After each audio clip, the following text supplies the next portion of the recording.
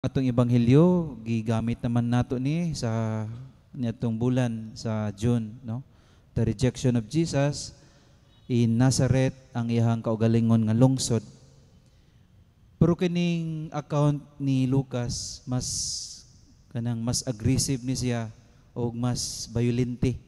Tungod kay dito sa account ni Mateo, it's just a verbal rejection nga nadawat ni Jesus gikan sa iyang mga tagilungsod. Karon kay dili lang verbal nga rejection, nag-attempt nga patyon siya. No, kay pagkadungog nila sa giingon ni Jesus, ilang gitaral si Jesus o gidala ngadto sa tumoy sa bungtod aron ihulog.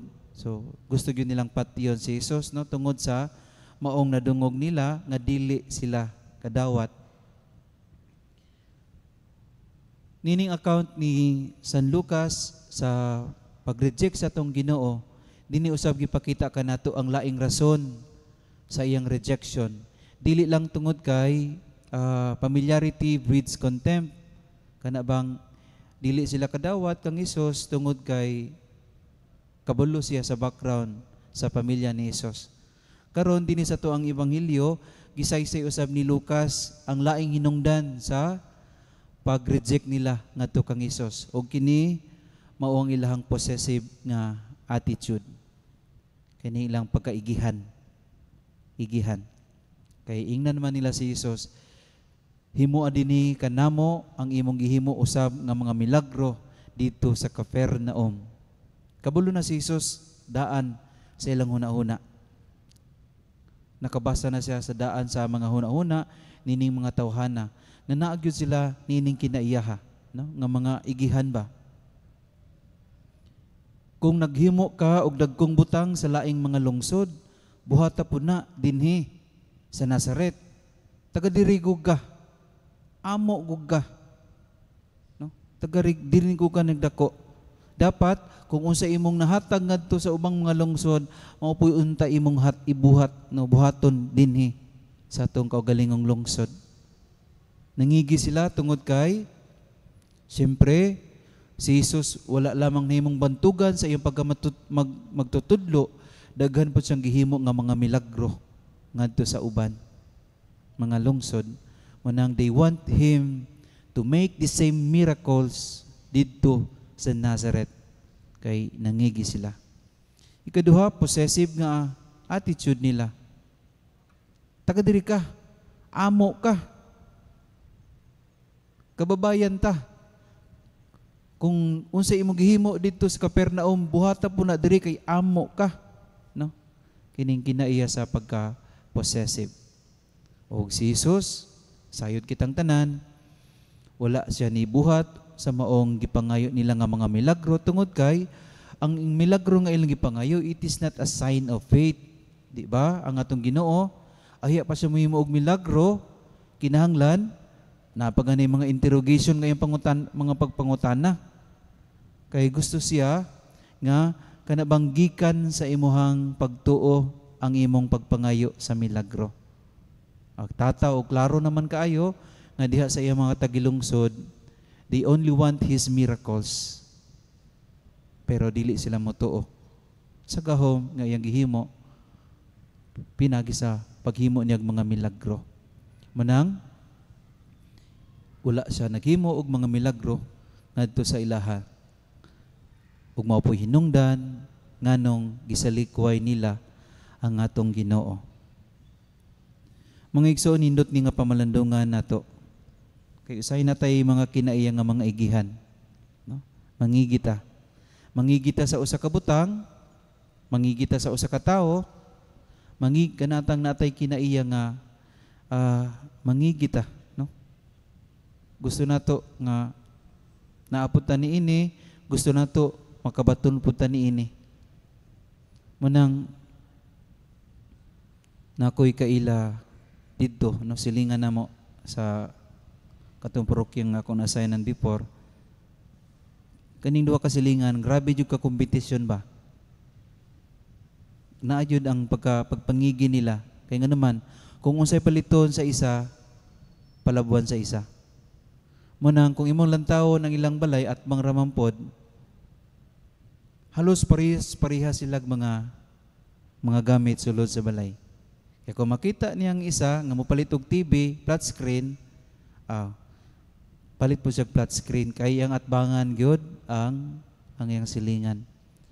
Palit og bilyaran, bisag walay kabalo mobilyar sa pikas, palit og bilyaran. No? Kay kana lagi mangigi, no? Igihan. Usay natan ni mga kinaiya nga ingon nana. Mangigita sa mga butang nga nadawat sa uban, mangigita sa mga butang nga naa sa uban ug wala ka nato. Dili gyud na siya maayo tungod kay nganong magpakaron ingnon jud kang naa, nganong mogasto magyud ka sa usa ka butang nga dili man nimo need. Mopalit lang ka tungod kay naay mong silingan ingon ani, when in fact dili na nimo need. Say makapurdoy kana makapapurdoy sa tao kanang kinaiya niya nga pagkaigihan. Ikaduha, naabutan ni ining kinaiya nga possessive ta, no? Kitay magbuot ba? Kitay mo control ngadto sa uban. Aduna koy sa syokon ko na assign sa una. Nakoy na close nga grupo dito nga most of my time, no, usually kung wala na ko schedule dito ko mulaag atong grupo ha. Kay enjoy ko, malingaw ko uban nila. But there was one time nga nakakuyog kog laing grupo. Dili sila mosugot nga mukuyog kog laing grupo. Kay gusto nila dito ra ko silang grupo mukuyog. Ay mga kinaiya usab nato nga very possessive ta. Dili nato tagaan o kagawasan ng uban sa pagpili asa ilang ganahan, asa ilang gusto. Kitay magbuot, kitay mo control ngadto sa uban. Natay mga kinaiya nga ingon ana nga kumahigog mata very possessive ta. Kitay magbuot, kitay mo control sa desisyon sa maong tao. Naay mga uyab usab, no, nga very possessive ngadto sa ilang mga uyab pod. O naay asawa nga possessive ngadto sa ilang bana, naay bana nga possessive pod ngadto sa ilang mga asawa. Ang gugma kung atong lantawon, ang bunga sa pagigugma kana bang makasalig ka at the same time ma-build up nimo ang trust ngadto sa imong hinigugma. Makasalig ka out of freedom ba?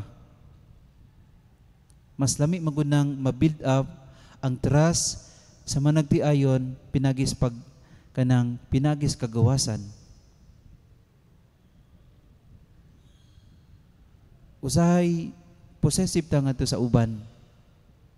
Kay kana nato giunhan nato ba ang ubang mga tao sa ilang pamaagi sa pag-decide sa maong butang. Kitay magbuot, no? Kitay magbuot kanunay, kitay mo control kanunay sa iyang mga desisyon. I-possess nato ang mga tao tungod kay gauna ta. Kita ray nakabalo, kita ray nasayod. Very toxic ang relasyon kung possessive ang usag-usa. Tiglanta mo batang Quiapo, si Bettina o si Don Caballero, di ba?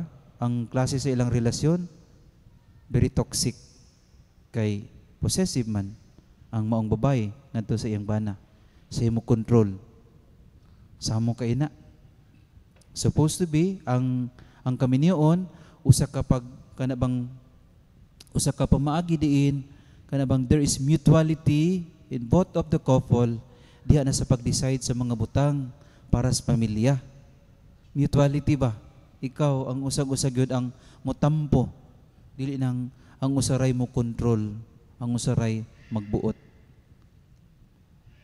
Eventually, the relationship would become very toxic.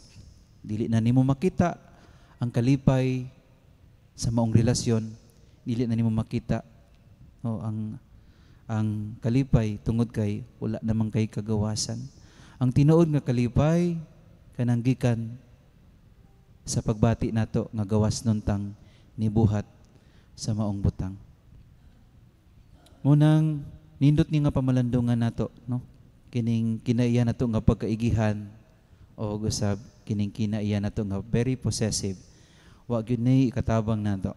Dili gyud ni makapalig-on sa usa ka relasyon, dili po na makapahimo nimong kanang maayo ngadto sa uban kung kanunay kang mangigi, kanunay kang mo possess, mo control ngadto sa ubang mga tao.